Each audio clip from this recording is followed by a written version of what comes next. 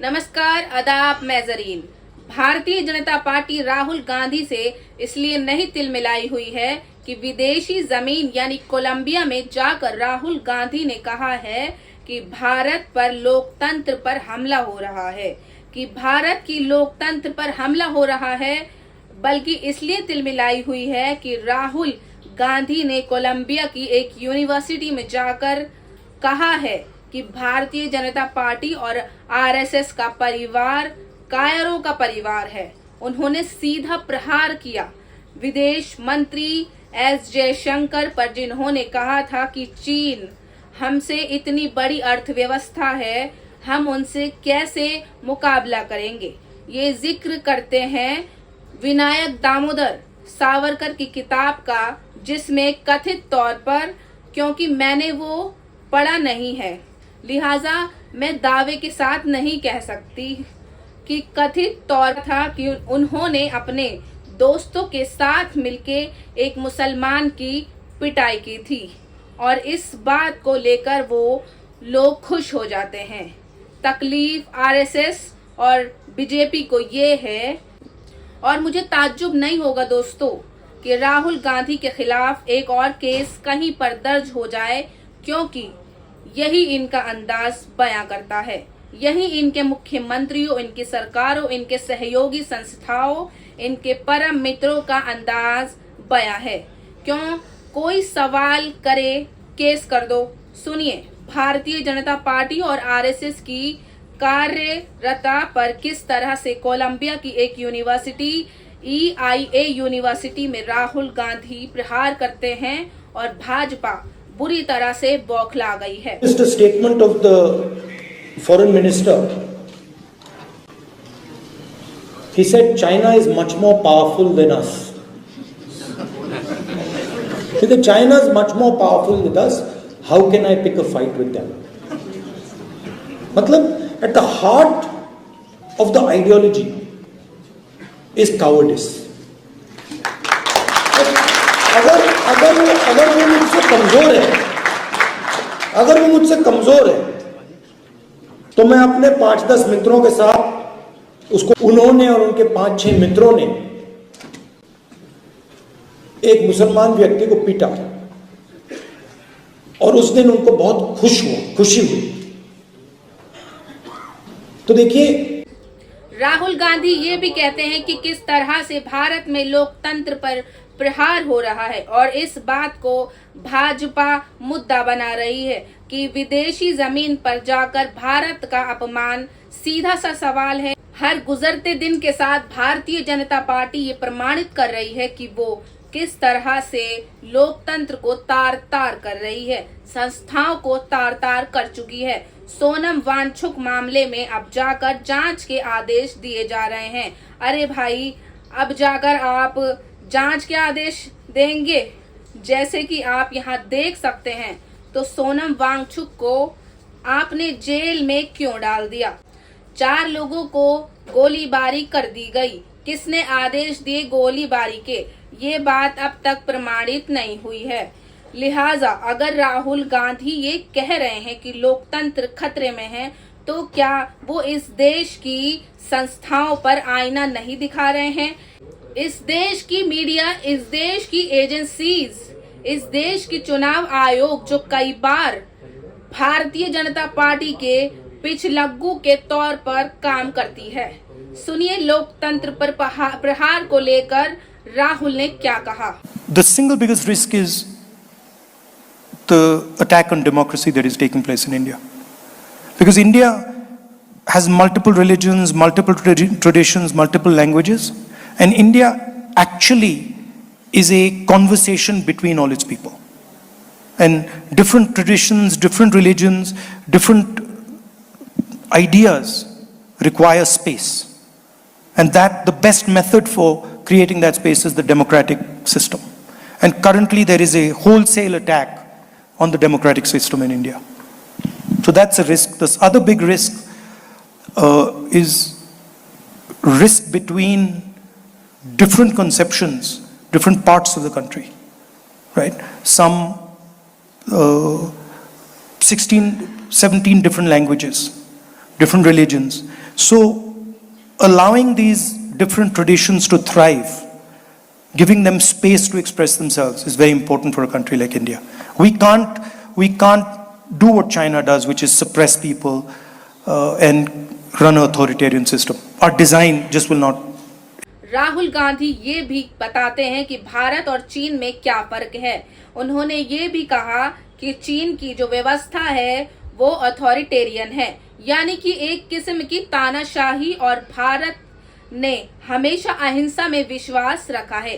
गोदी मीडिया को राहुल गांधी पर प्रहार करने के लिए इस वक्त कम से कम चीन को लेकर वजह नहीं मिली और करने भी नहीं वाले हैं। मैंने आपसे कुछ दिन पहले ये कहा था कि राहुल गांधी चीन पर जाकर जो भी कहेंगे, ना भारतीय जनता पार्टी प्रहार करेगी, ना गोदी मीडिया प्रहार करेगी। क्यों? क्योंकि अब प्रधानमंत्री नरेंद्र मोदी SCO की बैठक में हिस्सा लेने शंघाई पहुंच गए थे और अब चीन के साथ दोस्ती करनी है। अब चूंकि चीन के साथ दोस्ती करनी है तो चीन को लेकर राहुल गांधी पर प्रहार नहीं हो सकता।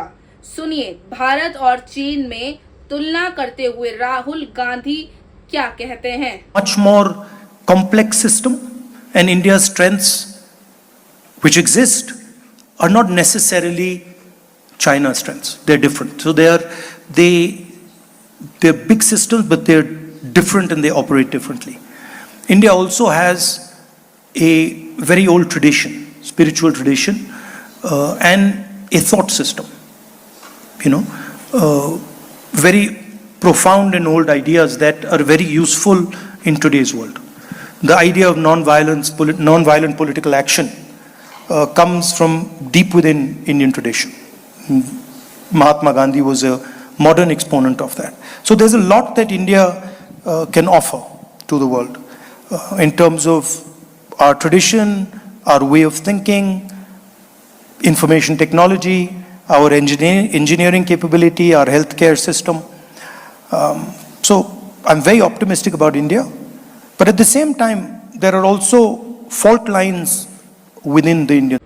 बहुत जरूरी हो जाता है कि राहुल गांधी ने जो मुद्दे उठाए हैं उस पर गौर किया जाए, मगर जाहिर सी बात है भारतीय जनता पार्टी और उसका पालतू मीडिया उस मुद्दे पर किसी तरह की बौद्धिक बहस, इंटेलेक्चुअल बहस नहीं करना चाहती।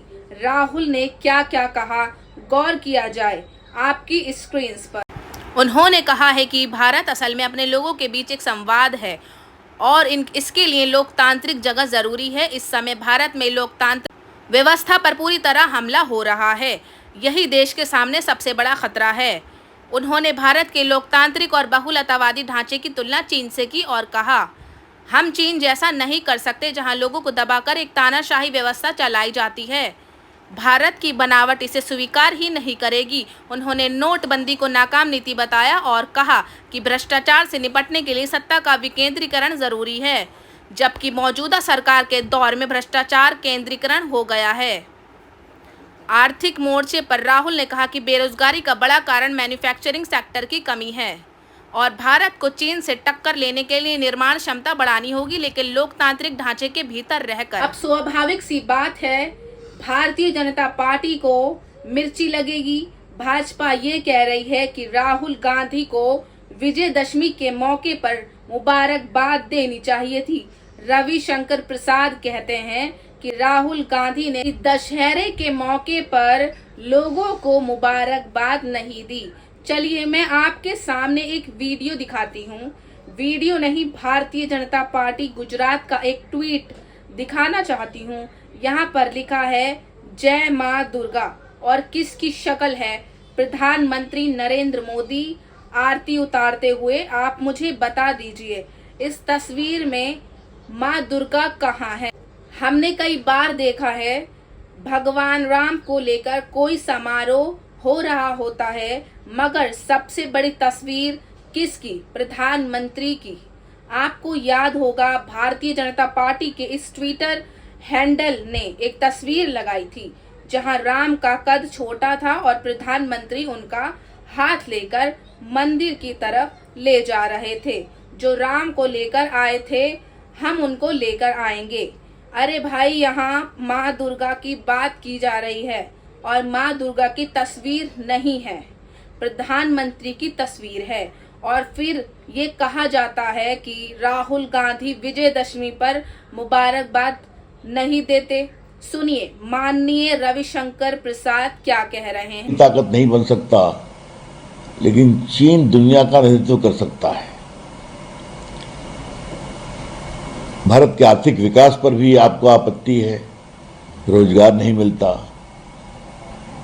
आज भारत दुनिया की चौथी बड़ी इकोनॉमी है, तीसरी बनने के रास्ते पर है। तो आपका चीन प्रेम दिखाई पड़ता है और भारत के अपमान करने का आप कोई भी अवसर छोड़ते नहीं हैं। हम उसकी बहुत ही भर्त्सना करते हैं, लेकिन पीड़ा तब होती है जब दूर कोलंबिया में भी भारत को अपमानित करने का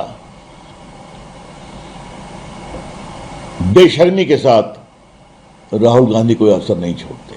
ये बहुत निंदनीय है। लेकिन हम तो अपनी बात कहेंगे। आज अवसर है विजयदशमी का, तो सभी भारतीयों को बहुत शुभकामनाएं, बहुत प्रणाम। यहाँ पर कहीं भी राहुल गांधी ने देश के खिलाफ नहीं कहा है। उन्होंने बीजेपी और आरएसएस पर प्रहार किया। अब आप मुझे बताइए, क्या ये देश पर प्रहार है? क्या बीजेपी और आरएसएस के देश पर प्रहार हो जाता है? उसकी आलोचना करना देश पर प्रहार हो जाता है। ये कैसी सोच है? लिहाजा अगर राहुल गांधी लोकतंत्र पर सवाल उठा रहे हैं तो क्या गलत है? सुनिए रिचिन दादुल की टीचर क्या कह रही हैं। दादुल के टीचर थी रिचिन दादुल। यहाँ पे गवर्नमेंट स्कूल में पढ़ा है और 10th तक हाउसिंग कॉलोनी स्कूल में पढ़ा था। उसके बाद उसने government high secondary school boys में पढ़ा था। उसके बाद जस्ट रिसेंटली उसने कॉलेज में एडमिशन किया था और उसकी लाइफ काफ़ी दुखद से उसने सफल किया है। काफ़ी उसने अपने लाइफ में उतने कठिनाई से गुजरे हैं। उसके पापा गुजर गए थे पहले से। उसके माँ जो है वो पैरालाइज है अभी भी, और उसकी माँ जो है उसके सिस्टर संभालते हैं, उसके कज़न ब्रदर जो है वो सब देखते हैं। और उसको रिचिन दादुल जो है वो बालाश्रम में उन्होंने गवर्नमेंट की तरफ से रखा था।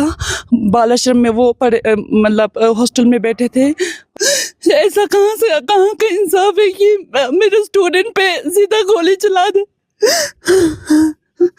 और जहां तक आरएसएस की बात है दोस्तों, ये है संजय दत्त, आरएसएस की तारीफ कर रहे हैं। अरे भाई, तुम्हारा आरएसएस से क्या लेना देना है?